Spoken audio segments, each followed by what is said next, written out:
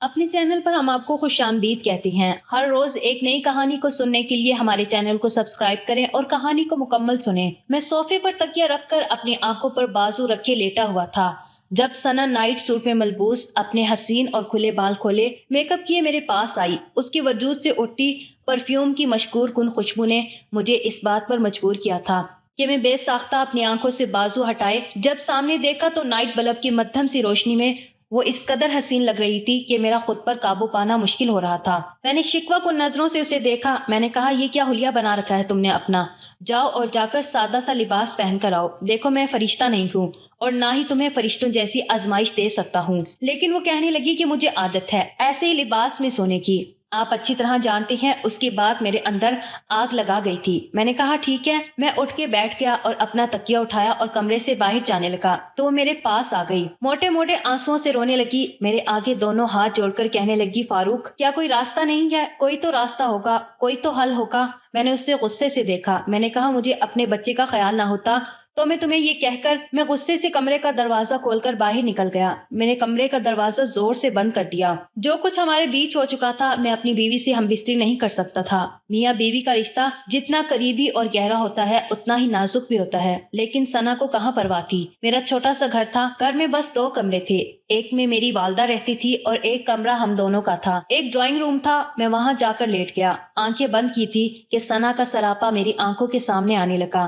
وہ میرے نکاح میں ہونے کے باوجود میرے لیے حرام ہو چکی تھی، صرف ایک غلطی کی وجہ سے۔ میرا 3 سال کا بیٹا تھا، میری بوڑھی ماں تھی جو اس بات سے نا واقف تھی۔ اگر انہیں بھنک بھی پڑ جاتی تو وہ ثنا کو یقیناً گھر سے نکال چکی ہوتی۔ بڑی مشکل سے مجھے ڈرائنگ روم میں نیند آئی تھی۔ صبح میری آنکھ بھی کچھ دیر سے کھلی تھی۔ میں نے گھڑی کی جانب دیکھا تو مجھے ثنا پر بھی غصہ آیا۔ میں آفس سے لیٹ ہو چکا تھا، اس نے مجھے جگانے کی بھی زحمت نہیں کی تھی۔ میں اٹھ کر کمرے میں آیا تو وہ سسکیوں سے رو رہی تھی۔ میں نے ایک تیکھی نظر اس پر ڈالی، الماری میں سے اپنے کپڑے نکال کر تیار ہوا اور بنا ناشتہ کیے آفس میں چلا گیا۔ جیسے ہی شام کو آفس سے واپس گھر لوٹا تو میری بہن آئی ہوئی تھی، بہنوئی اور بچے بھی ساتھ تھے۔ مجھے دیکھتے ہی میری بہن اور بہنوئی سلام دعا کرنے لگے۔ میں بھی وہیں بیٹھ گیا۔ بہن سے کہا کہ رات کا کھانا کھائے بغیر وہ نہیں جائے گی۔ میری بہن میں اور ثنا میں آپس میں دوستی بھی بہت تھی، روایتی نند بھاوج والا رشتہ نہیں تھا۔ رات کو جب کھانا کھانے کے لیے ڈائننگ ٹیبل پر سب لوگ بیٹھے تو ثنا میرے برابر میں بیٹھ گئی۔ اس کے بعد جو حرکتیں اس نے کرنی شروع کی، میرا اپنے جذبات پر قابو پانا مشکل ہو رہا تھا۔ کھانے کے دوران وہ اپنا پاؤں میرے پاؤں پر رکھ کر میرے پیر کو سہلانے لگی۔ میں ایک دم چونکا، میں نے اسے گھور کر دیکھا۔ میں سب کے سامنے اسے کچھ کہہ بھی نہیں سکتا تھا۔ اپنے پاؤں پیچھے کر لیے لیکن اس کی گستاخیاں میرے پیر پر بڑھنے لگی تھی۔ وہ دھیرے دھیرے سے اپنے پاؤں کے انگوٹھے کو میرے پاؤں پر پھیرنے لگی۔ میں بار بار اس کے پاؤں کو پیچھے کر رہا تھا لیکن وہ باز نہیں آ رہی تھی۔ میرے دل کی حالت بدلنے لگی، ایک عجیب سا خمار مجھ پر چھانے لگا۔ شادی کے شروع کے دنوں میں بھی ثنا ایسی چھیڑ چھاڑ میرے ساتھ کر دیا کرتی تھی، لیکن اس وقت بات کچھ اور تھی۔ میں اس کے اس طرح کے مذاق کا جواب اسے اسی انداز میں دیتا تھا، لیکن اب میرا دل بے قابو سا ہونے لگا تھا۔ کھانا کھاتے ہی بہن بہنوئی اپنے گھر چلے گئے۔ میں والدہ کے کمرے میں جا کر ان کے پاس بیٹھ گیا، ان کے ساتھ ادھر ادھر کی باتیں کر کے وقت گزارنے لگا، لیکن میرا پورا دھیان ثنا کی طرف تھا۔ میرے دل کی بے قراریاں مجھے آج چین نہیں لینے دے رہی تھی۔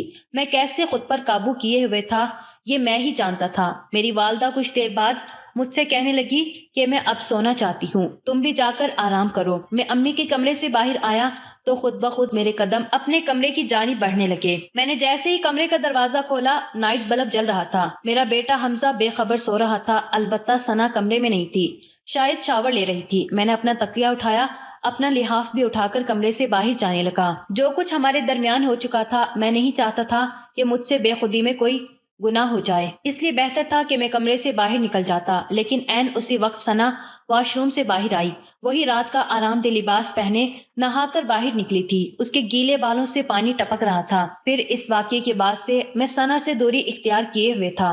10 دن گزر گئے تھے اور اتنے دن ہم نے کبھی ایک دوسرے کے بغیر نہیں گزارے تھے۔ اس وقت وہ میرے جذبات کا امتحان لے رہی تھی۔ جتنی حسین وہ لگ رہی تھی مجھے اپنا آپ بے بس سا لگنے لگا۔ میں نے فوراً سے اپنی نظریں پھیر لی۔ اس سے پہلے کہ میں کمرے سے باہر جاتا ثنا میرے سامنے آ کر کھڑی ہو گئی، کہنے لگی، فاروق میں مر جاؤں گی تمہارے بغیر۔ خیر، کیوں میرے صبر کا یوں امتحان لے رہے ہو؟ یہ کہہ کر اس نے میرے ہاتھ سے تکیا اور لحاف کھینچا اور بیڈ پر پھینک دیا۔ آج تو مجھ پر بھی میرا اختیار کھونے لگا تھا۔ وہ میرے سینے سے لگ گئی لفظوں سے اپنی بےتابیاں کسی میٹھے رس کی طرح سے میرے کانوں میں گھولنے لگی۔ اس کی انگلیاں بڑی بے خودی سے میری کمر پر چل رہی تھی۔ میں بالکل بے قابو سا ہو چکا تھا، اس لیے میں نے اسے اپنے حصار میں لے لیا۔ اس سے پہلے کہ میں بے خودی میں آگے بڑھ جاتا، اس کے کہے جملوں نے میرے دل کی دنیا کو نئے سرے سے تہو بالا کیا تھا۔ میں فوراً سے ثنا سے پیچھے ہٹا۔ اپنے اور اس کے بیچ میں ہونے والے واقعے نے میرے اندر گویا پھر سے آگ دوڑا دی۔ میں نے اسے خود سے پیچھے کیا اور کمرے سے باہر نکل گیا۔ کمرے کا دروازہ بند کر دیا۔ کچھ دیر اسی بند دروازے کے باہر کھڑا اپنی تیز دوڑتی بھاگتی دھڑکنوں کو اعتدال پر لانے کی کوشش کرنے لگا، لیکن اب مجھے اندر سے ثنا کی سسکیوں کی آوازیں آنے لگی۔ وہ رو رہی تھی۔ میں جانتا تھا کہ وہ مجھ سے بے تحاشا محبت کرتی ہے، میرے بنا نہیں رہ سکتی، لیکن میں بھی مجبور تھا۔ جو کچھ ہمارے بیچ میں ہو چکا تھا، مجھے اس کا حل سمجھ نہیں آ رہا تھا۔ یہ نہیں تھا کہ میں نے ثنا کو طلاق دے دی تھی، نہیں، ہمارے بیچ ایسا کچھ نہیں ہوا تھا۔ وہ میرے نکاح میں تھی، لیکن پھر بھی مجھ پر حرام ہو چکی تھی۔ میں تیز قدموں سے ڈرائنگ روم میں داخل ہو گیا، صوفے کے کشن کو اپنے سر کے نیچے رکھا اور لیٹ گیا، لیکن نیند نہیں آ رہی تھی۔ میں جانتا تھا وہ رو رہی ہوگی، پوری رات روتی رہے گی۔ مجھے شادی کی رات یاد آنے لگی۔ ہم دونوں خالہ زاد تھے، بچپن سے ایک دوسرے کے ساتھ منسوب تھے، اس لیے ہماری محبت بچپن سے ہی شروع ہو چکی تھی۔ ثنا یہ جانتی تھی کہ میں اس کا منگیتر ہوں، اور مجھے پتا تھا کہ میری زندگی میں اگر کوئی آ سکتی ہے تو وہ ثنا ہی ہوگی۔ اس لیے ہم دونوں ہی ایک دوسرے کے لیے ایسے جذبات رکھتے تھے۔ اکثر ہمارے بیچ خطوط اور تحفے تحائف کا تبادلہ بھی ہو جاتا تھا۔ ہماری شادی بھی بہت دھوم دھام سے ہوئی تھی۔ شادی کی رات جتنا میں بےتاب تھا، اتنا ہی بے چین وہ تھی۔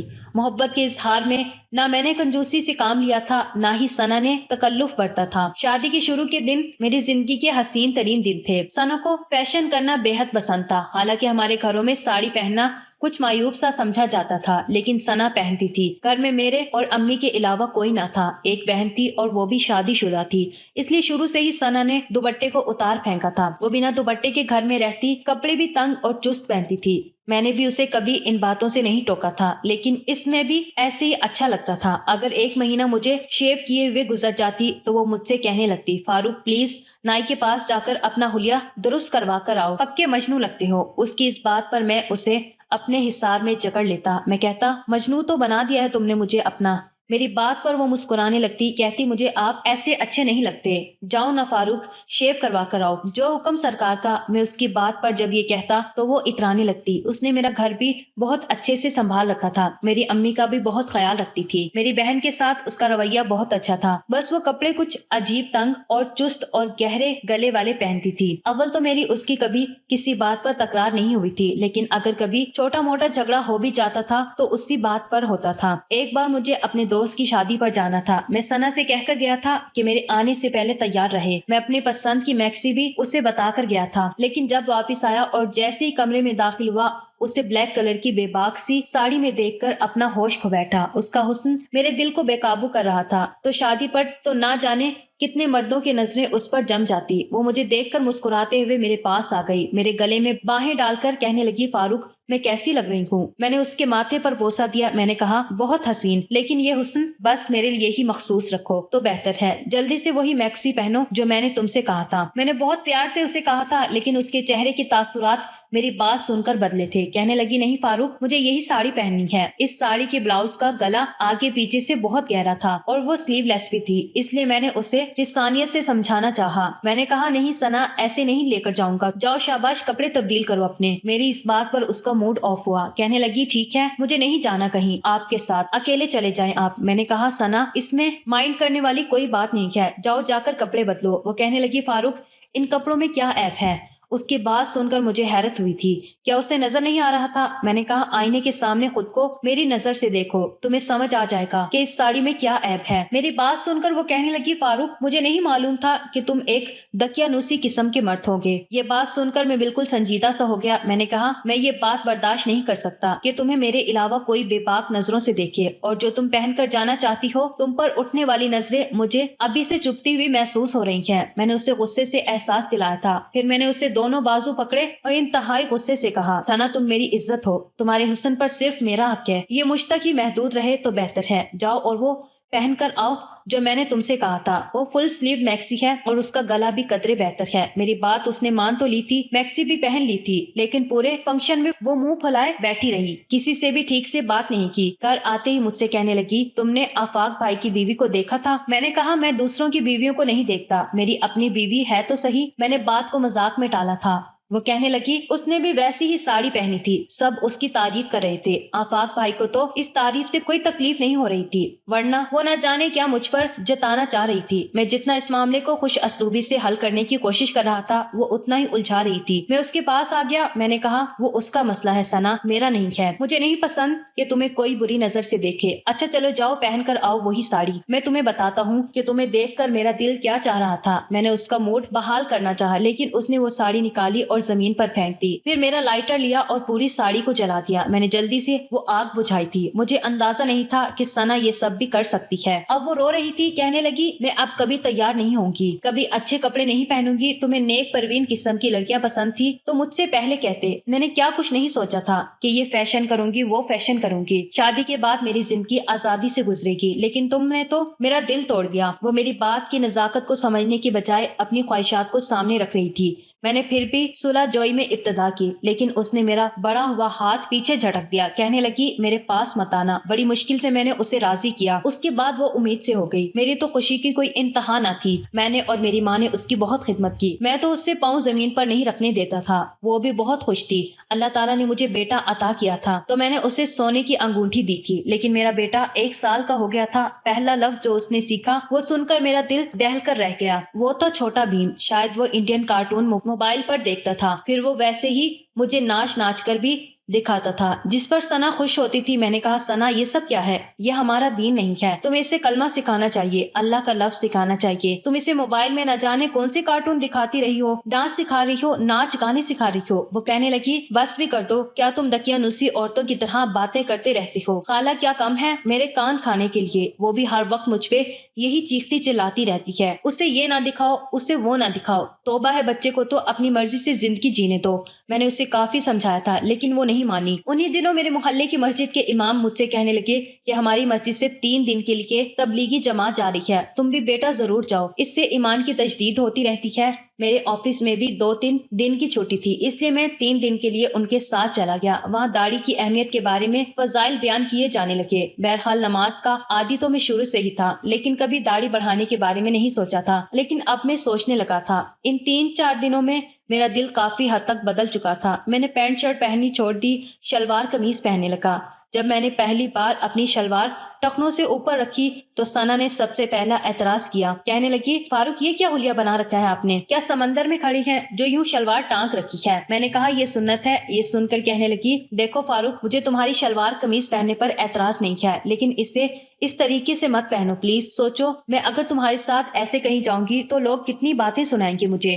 मैंने कहा, तुम लोगों की परवाह मत करो, उनका काम ही है बातें बनाना। वो कहने लगी, अच्छा जब मैंने साड़ी पहनी थी तब तो तुम्हें लोगों की नजरों की बड़ी परवाह थी। वो मुझे ना जाने क्यों तंज करने लगी। मैंने उसकी बात को नजरअंदाज कर दिया। असल फसाद उस वक्त शुरू हुआ जब मैंने दाढ़ी रख ली। ये देखकर तो सना का पारा हाई हुआ था। कहने लगी, मैं ये बर्दाश्त ही नहीं कर सकती किसी भी कीमत पर तुम दाढ़ी नहीं रखोगे। मैंने कहा, मैं सुन्नत के मुताबिक चलना चाहता हूँ। कितनी जिंदगी मैंने दुनिया वालों के लिए झेली, मुझे इस पर भी कलंक है। काश के मुझे पहले ही अल्लाह ताला हिदायत की राह दिखा देते। वो कहने लगी, देखो मुझे मौलाना लोगों से सख्त नफरत है, इसलिए मैं नहीं चाहती कि तुम भी उनका हुलिया अपना लो। सारी जिंदगी मैं अपने दोस्तों में, कजनों में मौलवियों का बड़ा मजाक उड़ाती आई हूँ। अगर तुमने दाढ़ी रख ली तो सब मेरा मजाक उड़ाएंगे कि तुमने तो इतनी बातें करती थी और तुम्हारे शौहर ने दाढ़ी रख ली। मैंने कहा, देखो अव्वल तो तुम्हें मजाक उड़ाना नहीं चाहिए था, ये गुनाह है और मैं तुम्हारी खातिर शरीयत नहीं छोड़ सकता, ना ही अपने नबी की सुन्नत को पसे पुश डाल सकता हूँ। अब तक जो कर चुका हूँ उससे तौबा कर चुका हूँ, लेकिन मजीद अपनी जिंदगी में कोशिश करूंगा कि सुन्नत के मुताबिक ही गुजरे। बल्कि मेरी ख्वाहिश है कि तुम भी बुर्का हिजाब पहनने लगो। मेरी बात पर वो हत्ते से उखड़ गई। कहने लगी, देखो मुझे तुम इन चीजों से दूर रखो, مجھے اپنی زندگی ایسے ہی پسند ہے جیسے میں گزار رہی ہوں. میں خود کو کسی قیمت پر نہیں بدلوں گی اور تم بھی یہ حلیہ درست کرو. مجھے تم ایسے ویسے اچھے لگتے ہو جیسے تم پہلے تھے. میں نے کہا میں اپنی زندگی کو یکسر بدل چکا ہوں. مجھے اپنی باقی کی زندگی سنت کے مطابق ہی گزارنی ہے. میں نہیں چاہتا کہ میرا بچہ بے دینی میں پڑ جائے، اس لیے ضروری تھا کہ میں دین پر چلتا. میں نے سوچا ثنا کا کیا ہے، جب میں سنت پر چلوں گا تو وہ بھی چلنے لگے گی. لیکن ایک بار ثنا نے میری داڑھی کا مذاق اڑایا. میں نے کہا توبہ کرو، یوں داڑھی کا مذاق نہیں اڑاتے، یہ بہت گناہ ہے. کہنے لگی یا تو تم اس داڑھی کو رکھ لو یا پھر مجھے، کیونکہ مجھے کسی داڑھی والے مرد کے ساتھ زندگی نہیں گزارنی. مجھے سخت نفرت ہے داڑھی سے اور شلوار قمیض سے. تم لوگ کیا سمجھتے ہو داڑھی رکھے بنا انسان مسلمان نہیں ہو سکتا؟ ایمان دل میں ہونا چاہیے. میں نے کہا کہ جب دل میں ایمان ہوگا تبھی تو زندگی میں آئے گا. جو چیز دل میں آتی ہے وہی تو ظاہر ہوتی ہے، اور جو ظاہر ہوتی ہے وہ انسان کے ظاہر کو بدل کے رکھ دیتی ہے. میں نے کہا ویسے تمہیں بھی پردہ کرنا چاہیے. وہ کہنے لگی مجھ پر مت مسلط کرو، پردہ دل کا ہوتا ہے. میں نے کہا دل تو پہلے ہی پردے میں ہے، پردہ چہرے کا ہوتا ہے کیونکہ وہ سب کو نظر آتا ہے، اس لیے مجھے اچھا لگے گا اگر تم پردہ کرو گی. وہ کہنے لگی کیا یہ میری ذمہ داری ہے کہ جو تمہیں اچھا لگے گا میں اپناتی چلی جاؤں گی اور مجھے جو اچھا لگتا ہے تم اسے پس سے پش ڈالتے رہو گے؟ دیکھو یہ میں نہیں کر سکتی اور نہ ہی یہ چاہتی ہوں کہ تم ایسا کرو. مجھے اس بات پہ کوئی اعتراض نہیں کہ تم نماز پڑھتے ہو، مجھے اس بات پہ بھی کوئی اعتراض نہیں کہ تم روزے رکھتے ہو، کیونکہ میں بھی کبھی کبھی نماز پڑھ لیتی ہوں اور روزے تو میں بھی پورے رکھتی ہوں. بس مجھے دین اتنا ہی پسند ہے، مجھے اس سے زیادہ اپنی زندگی میں دین کو شامل نہیں کرنا. مجھے اس معاشرے میں رہنا ہے، اس معاشرے میں اپر کلاس کی طرح موو کرنے والے لوگوں کے ساتھ چلنا ہے، مولوی کی بیوی بن کر نہیں. میں نے کہا میں سنت نہیں چھوڑ سکتا، البتہ تم پر کچھ بھی مسلط نہیں کرنا چاہتا. میں جانتا ہوں کہ جب میں اللہ کی راہ پر چلوں گا تو تمہارا دل بھی خود بخود اس طرف مائل ہو جائے گا، کیونکہ ہماری زندگی کا اصل مقصد یہی ہے. مجھے اس سے ہٹ کر زندگی نہیں گزارنی. وہ کہنے لگی میں تمہارے ساتھ سوتے سوتے تمہاری یہ داڑھی اڑا کے رکھ دوں گی. مجھے زہر لگتی ہے یہ داڑھی، میں کسی قیمت میں تمہیں داڑھی نہیں رکھنے دوں گی. پھر ہنسنے لگی، کہنے لگی بس مولویوں کو یہی آتا ہے، داڑھی رکھ لی، ٹکنوں کے نیچے شلوار رکھ لی، خود کو مذہبی کہنے لگے. تم کیا سمجھتے ہو ایسے لوگ اچھی زندگی گزارتے ہیں یا یہ جنت کی ضمانت ہے؟ میں نے کہا میں نے دوسروں کا ٹھیکہ نہیں لے رکھا، داڑھی والے کیا کرتے ہیں کیا نہیں کرتے میری اس سے کوئی سروکار نہیں ہے، لیکن میں یہ جانتا ہوں کہ سنت کے مطابق زندگی گزارنے میں میری فلاح ہے. میں یہ نہیں کہتا کہ جتنے بھی داڑھی والے لوگ ہیں سب نیک ہیں، لیکن میں نیک بننا چاہتا ہوں. مگر تم جو کچھ بول چکی ہو مجھے ڈر ہے کہ اس سے میرا تمہارا نکاح ختم ہو گیا، کیونکہ داڑھی کا مذاق اڑانے سے نکاح ختم ہو جاتا ہے. وہ کہنے لگی اب تم مجھ پہ نیا فتویٰ لگا دو گے؟ میں نہیں مانتی، بس یا تو تم داڑھی رکھ لو یا پھر مجھے رکھ لو، فیصلہ تمہارے ہاتھ میں ہے. اسے لگا تھا کہ میں اس سے بہت محبت کرتا ہوں، یہ سچ ہے، مجھے اس سے محبت ہے، لیکن اتنی بھی نہیں کہ میں اس کی خاطر اپنے دین اسلام اور شریعت کو اور سنت کو چھوڑ دیتا. میں نے کہا ٹھیک ہے مجھے سنت پر چلنا ہے، باقی کا فیصلہ میں نے تم پر چھوڑ دیا. وہ کہنے لگی تمہاری داڑھی نے میری زندگی جہنم بنا کے رکھ دی ہے، کاش کہ تم پہلے کی طرح رہتے. یہ سننا تھا کہ میری برداشت ختم ہو گئی. میں کب سے اس کی بکواس سن رہا تھا. میں نے اس کے منہ پر کھینچ کے تھپڑ دے مارا. میں نے کہا چپ ہو جاؤ اور میری نظروں سے دور ہو جاؤ، کیونکہ جو کچھ تم نے کہا ہے مجھے یقین ہے میرا نکاح خطرے میں پڑ چکا ہے. آئندہ میرے قریب مت آنا، کیونکہ میں نے مولانا صاحب کو یہ کہتے سنا تھا کہ اگر بیوی شوہر کی داڑھی کا مذاق اڑائے یا برا بھلا کہے تو نکاح ختم ہونے کا بھی خطرہ ہو جاتا ہے. لیکن میں نے اب تک پوچھا نہیں تھا. اب دل میں یہ وہم بیٹھ چکا تھا کہ کہیں میرا نکاح ثنا سے ختم نہ ہو چکا ہو، اسی لیے میں اس سے دوری اختیار کرنے لگا. میں 1 مہینہ اس کے پاس نہیں گیا، اس سے بات نہیں کی. کچھ دن تک وہ روتی دھوتی رہی، خود بھی میرے پاس نہیں آئی، لیکن شاید اسے اپنی غلطی کا احساس ہوا تھا، اسی لیے میرے پاس آنے کے ہیلے بہانے کرنے لگی. لیکن مجھے وہ اپنے لیے حرام لگنے لگی تھی. لیکن میں خوف کے مارے کسی سے پوچھ بھی نہیں رہا تھا کہ کہیں وہ یہ نہ کہتے کہ تمہارا نکاح ختم ہو چکا ہے. میں عجیب سی کشمکش کا شکار تھا. میرا یوں بے خود ہونا مجھے احساس دلا گیا تھا کہ مزید میں اپنے لیے مشکلات پیدا کر رہا ہوں، کیونکہ ثنا مجھ سے کہہ چکی تھی کہ آئندہ وہ مجھے کبھی کسی چیز سے نہیں روکے گی، لیکن میں اسے اپنا لوں. یا اس کے دل میں یہ بھی خوف بیٹھ گیا تھا کہ کہیں ہمارا رشتہ ختم نہ ہو چکا ہو. میں نے جب امام صاحب سے اس بات کا ذکر کیا، انہوں نے کہا کہ داڑھی رکھنا اسلام میں واجب ہے، اسلام کی شریعت میں سے ہے، تواتر کے ساتھ احادیث سے ثابت ہے. رسول اللہ صلی اللہ علیہ وسلم نے اور صحابہ کرام نے ہمیشہ داڑھی رکھی ہے. اس کا استحاضہ یعنی مذاق اڑانا کفر ہے. شریعت کے امور خواہ فرض ہو، واجب ہو یا سنت، ان کا مذاق اڑانے والا حدیث کی توہین کرنے والا ہے. ہمارے فقہ کرام نے دین کی توہین کرنے والے کو اسلام سے خارج قرار دیا ہے. یہ بڑی خطرناک چیز ہے. ایسے شخص کو چاہیے کہ وہ تجدید ایمان بھی کرے. کفریہ کلمات سے جس طرح آدمی ایمان سے نکل جاتا ہے، اس طرح اس کا نکاح بھی ختم ہو جاتا ہے. البتہ مزید یہ عرض ہے کہ کفریہ بات یا عمل عورت کرے تو فسق نکاح کا حکم نہیں ہوتا کہ وہ عدت گزار کر دوسری جگہ نکاح کر سکے، البتہ ازدواجی تعلقات کے جواز کے لیے تجدید ایمان اور نکاح ضروری ہوتا ہے۔ ثنا اس عمل سے توبہ کر چکی تھی، اللہ کے آگے رو رو کے گڑ گڑا کے معافی مانگ گئی تھی، اسی لیے میں نے نکاح بھی دوبارہ سے کروایا، حق مہر بھی مجھے دوبارہ سے لکھوانا پڑا، گواہوں کی موجودگی میں ایجاب و قبول بھی کیا، جو بھی تجدید نکاح کا طریقہ ہے وہ سب اپنا کر میں نے ربیہ سے تعلق قائم کیا۔ وہ بھی سمجھ گئی تھی کہ اسے اب زندگی کیسے گزارنی ہے۔ میری بے رخی نے اس کے دل کی دنیا کو بدلا تھا، پھر مجھے اسے کبھی بھی یہ نہیں کہنا پڑا کہ اسے کیا کرنا ہے، اس نے خود بخود پردہ کرنا شروع کر دیا، نماز کی پابندی بھی کرنے لگی، کیونکہ وہ مجھ سے محبت کرتی تھی اور محبت انسان سے سب کچھ کروا لیتی ہے۔ دوستو، آج کی کہانی کیسی لگی کامنٹ کر کے ضرور بتائیں، ویڈیو کو لائک کریں، زیادہ سے زیادہ شیئر کریں، اور اگر آپ نے ابھی تک ہمارے چینل کو سبسکرائب نہیں کیا ہے تو اسے ابھی سبسکرائب کر دیجئے تاکہ ہر آنے والی ویڈیو کا نوٹیفیکیشن بر وقت آپ کو مل سکے۔ شکریہ، اللہ حافظ۔